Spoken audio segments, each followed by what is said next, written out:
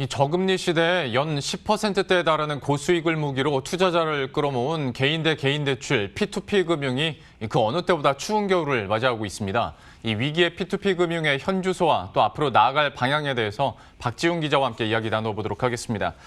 저희가 이 시간에 기획보도를 통해서도 연속으로 알려드렸었는데 다시 한번 정리부터 해보도록 하죠. P2P 금융이 어떤 개념인지 이것부터 한번 설명을 해주세요. 네, P2P는 영어로 피어 투 피어의 줄임말인데요. 쉽게 설명해서 개인 간의 대출을 P2P 업체가 중개하는 역할을 합니다. 그리고 이 P2P 업체는 그 중개를 한 대가로 중개 수수료를 받는 구조라고 보시면 되겠습니다.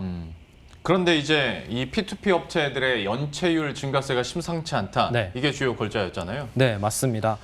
현재 P2P 업체 평균 연체율은 19.14%로 3년 전에 비해 무려 4배나 올랐습니다.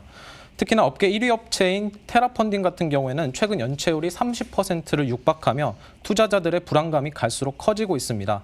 제가 실제 투자자를 한번 만나봤는데 투자자 이야기 한번 들어보시죠. 친구가 이제 은행 금리보다 높은 걸 하는 상품이 있다라고 하면서 P2P 를 좀 소개받았었거든요.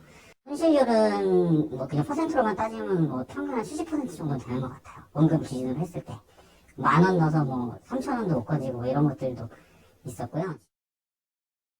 근데 연체율 30%에 손실률이 70%면 일반적인 금융거래라고 보기엔 좀 쉽지 않은 수치들인데 어쩌다가 이 지경까지 된 겁니까? 사실 그동안 P2P 금융과 관련된 법안이 없었다고 보시면 되는데요. 사실상 법의 사각지대에 놓여 있었습니다. 이제 금융감독도 관련 법안이 없다 보니 업체에 문제가 발생하더라도 관리 감독이 어렵다는 입장만 발표했는데요. 실제 제가 만난 투자자 한 명은 투자 중이던 업체가 사기가 의심돼서 금감원과 공정거래위원회 등 관련 당국에 몇 차례 민원을 넣었지만 관련 법안이 없다는 이유로 번번이 퇴짜를 맞았습니다. 더 이상의 투자자 피해를 막고자 온라인 투자 연계 금융업법, 일명 온투법이 지난해 국회 본회의를 통과하고 올 8월부터 정식 시행됐습니다. 온투법의 핵심은 투자자 보호인데요. 앞으로 P2P 업체는 정식 업체를 위해 자본금을 최소 5억 원 이상 설정해야 합니다. 횡령이나 도산으로부터 투자금을 보호하기 위해서 투자금을 보관해야 하는 의무도 추가됐습니다.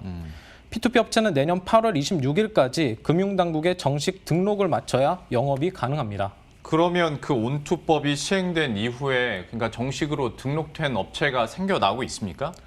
문제는 현재까지 온투법이 시행된 지 넉 달이 거의 지났는데요. 현재까지 등록된 업체는 단 한 곳도 없습니다. 금융당국은 이제 당초 지난 10월 중으로 등록 여건 심사가 본격화될 것이라고 전망을 했었지만 사전 면담이 길어지면서 등록도 그만큼 늦어지고 있습니다. 당국 관계자는 8%와 랜딧 등 12개 업체가 사전 면담 중에 있다고 밝혔습니다. 근데 상황이 좀 안 좋고 이렇게 좀 연체율이 높아지고 위험 감지가 된다면 좀 등록을 독려해야 되는 상황인 건데 왜 등록이 이렇게 늦어지고 있는 겁니까? 등록이 늦어지는 배경에는 여러 가지 이유가 있는데요. 이제 가장 큰 요인으로는 당국의 강도 높은 심사 기준에 있다는 분석이 나옵니다. 최근 P2P 금융 관련 사건 사고가 연이어 터지면서 사전 심사를 통해서 철저하게 해야 된다는 기조가 밑바탕에 깔려 있는 건데요. 실제 은성수 금융위원장이 금융혁신 사례라고 치켜 세웠던 팝펀딩이란 P2P 업체가 투자금 횡령 혐의로 대표가 구속되면서 지난 6월 돌연 폐업을 선언했습니다. 전문가 의견 한번 들어보시죠. 현재 그 등록률이 0이라고 하는 것은 뒤집어서 생각을 해보면 그만큼 기존의 어떤 P2P 업체들, 즉 플랫폼 업체들이 그런 기준을 맞출 정도의 건전한 업체가 없었다고 우리가 이야기할 수도 있습니다. 경우에 따라서는 P2P 산업이 썩은 살을 다수라도 도려내고 다시 시장을 재건할 필요가 있을지도 모릅니다. 그러니까 심사를 깐깐하게 하는 건 좋은데 방금 전에 나왔었던 그 교수님의 인터뷰 내용처럼 그러니까 지금까지 이 심사 기준을 맞출 만한 건전한 업체가 없었다라고도 해석이 가능할 것 같은데 그러면 만약에 내년 8월까지는 등록을 안 해도 되긴 하지만 이후에는 만약에 정식 등록을 못하게 되는 거면 이 업체들은 다 줄폐업하는 겁니까?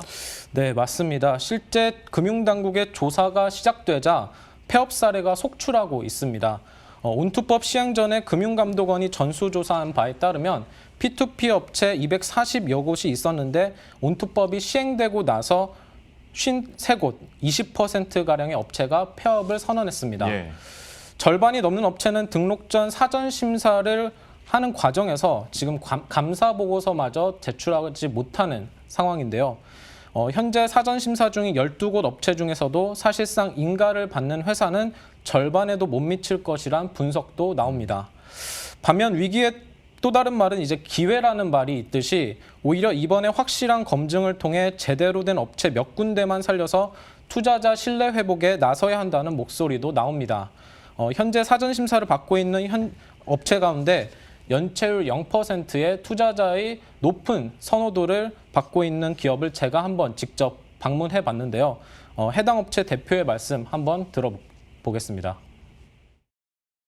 향후에 이제 온투법에 따른 온라인 투자 연계 금융업에 등록자가 이제 나오기 시작하면서 조금 더 투자자들의 이제 투자 심리랄지 아니면 검증된 업체들의 시장 활동을 통해서 이제 업계의 규모가 다시 조금 더 회복할 수 있지 않을까라는 생각은 좀 하고 있습니다. 그러니까 뭐 저희가 기획 보도를 내드린 이유도 P2P 금융 자체를 뭐 없애자는 게 아니라 이번 기회를 통해서 이번 계기가 돼서 오히려 좀 옥석이 가려지지 않을까, 그리고 다시 한번 좀 산업적으로도 좀 안정적인 금융 활동을 영위할 수 있지 않을까라는 좀 기대감도 한편으로는 좀 들게 될 텐데요. P2P 금융과 관련해서 지금 다른 나라의 사례들이나 상황은 좀 어떻습니까? 지금 현재 극과 극으로 나뉩니다. 중국 같은 경우에는 이제 금융 당국이 규제를 강화하면서 5천 곳에 달했던 P2P 대출업체가 모두 문을 닫았습니다. 반면 미국 같은 경우는 소파이라는 대표 P2P 업체가 있는데요. 기업 가치만 5조 원이 넘습니다. 주요 고객층은 고학력 고소득의 20에서 40대인데요. 낮은 금리와 긴 상환 기간, 높은 한도의 대출 상품을 제공해 이들을 끌어올렸습니다.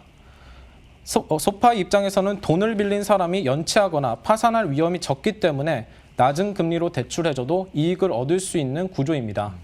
우리나라도 이번 위기를 어떻게 대처하느냐에 따라서 중국처럼 시장이 사라질지 아니면 미국처럼 활성화될지 향방이 결정될 것으로 보입니다. 예. 지금까지 박지훈 기자와 함께했습니다. 잘 들었습니다.